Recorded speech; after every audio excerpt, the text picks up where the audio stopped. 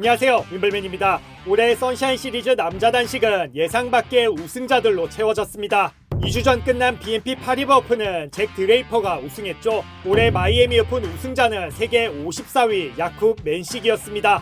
맨식은 결승에서 노박 조코비치를 2시간 만에 세트 스코어 2대0으로 이겼는데요. 초반 브레이크에 성공하며 분위기를 주도한 맨식은 강한 서브와 함께 조코비치를 연상케 하는 백핸드, 나달을 연상케 하는 하이발리로 경기를 풀어나갔습니다. 이번 대회 들어 컨디션이 좋았던 조코비치도 수시로 놀라운 샷을 꽂으며 박빙 대결을 펼쳤는데요. 그러나 막판에 다소 지친 듯한 기색을 보였습니다. 결국 2세트 타이브레이크에서 에러를 연발한 끝에 타이틀을 내줬습니다. 사실 결승 여건이 쉽지 않았습니다. 마이애미에 많은 비가 내려 예정보다 6시간 늦은 밤 9시가 다 돼서야 경기가 시작됐던 건데요. 가뜩이나 긴장감이 높은 결승에서 두 선수는 사우나 수준의 습한 날씨와도 싸워야 했던 겁니다. 이번 우승은 맨식에게 여러모로 의미가 큽니다. 사실 알카라스 이후 10대 주자 중 가장 먼저 주목받은 선수가 맨식이었죠. 지난해 중반 랭킹을 60위대로 끌어올리며 몇 안 되는 10대 톱백으로 활약했던 건데요. 연말쯤엔 또래 중 최고 랭킹인 48위까지 올라 지난해 ATP 신인상을 수상하기도 했습니다. 당연히 21세 이하 선수들의 왕중왕전인 넥스트젠 파이널스에서의 활약도 기대됐으나 3연패를 당한 끝에 예선 탈락했는데요.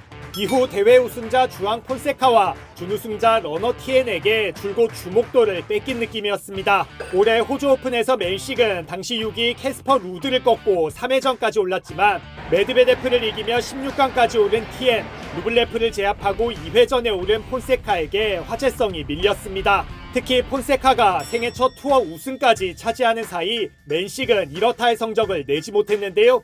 BNP 파리바 오픈에서도 초반 탈락하자 맨식은 급히 도미니카 공화국에서 열린 챌린저 대회를 뛰기도 했습니다. 이 대회마저 84위 주무르에게 4강 패배를 당한 뒤 씁쓸한 마음을 안고 마이애미에 도착한 상태였습니다. 그러나 2회전에서 드레이퍼를 꺾으며 기세를 올리더니 준결승에선 타이브레이크를 2번이나 가는 풀세트 접전 끝에 세계 4위 프리츠를 이겼습니다. 근래 침체기가 있었고 이번 대회에선 체력 부담도 컸던 데다 결승 상대는 자신의 우상인 조코비치였는데 모든 걸 극복하고 생애 첫 타이틀을 ATP 1000 대회로 장식한 겁니다. 뒤늦게 알고 보니 이번 대회에서 자칫하면 맨식을 못 볼 수도 있었습니다.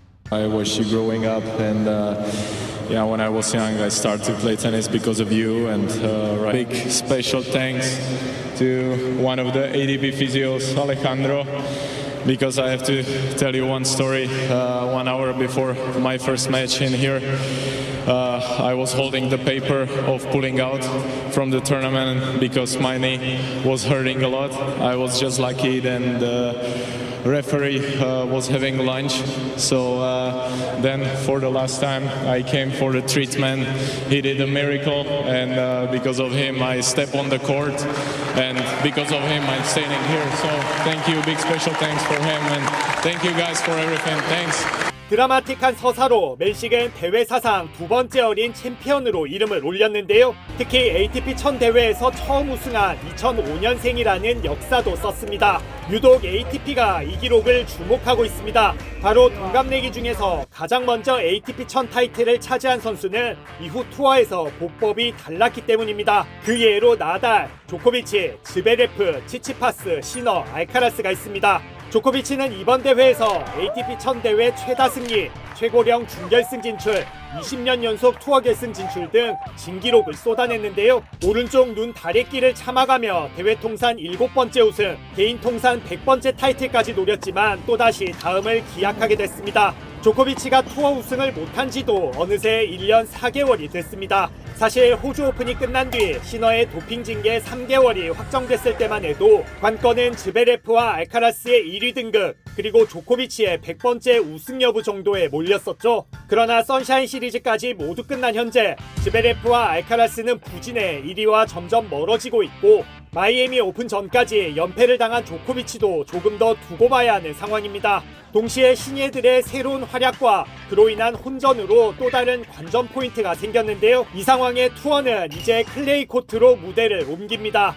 클레이에 강한 즈베레프와 알카라스가 반등할지 조코비치가 상승세를 이어갈 수 있을지, 신예들은 또 어떤 활약을 펼칠지, 그리고 복귀하는 시너의 컨디션은 어떨지 등 프랑스 오픈 전까지 관전 포인트가 넘쳐나는데요. 어느새 낀 세대가 된 클레이 강자 루드, 루블레프, 치치파스의 활약도 기대가 되죠. 특히 루블레프 코칭팀에는 전세계 1위이자 메이저 2회 우승자 마라트 사핀이 합류했습니다. 클레이 시즌 본격 개막을 알리는 ATP 1000 몬테카를로 마스터스에서 사핀이 코치로 데뷔합니다. 새로운 서사와 신예의 활약으로 우승자 예측 자체가 힘들어진 ATP 투어. 여러분은 어떻게 보고 계시나요?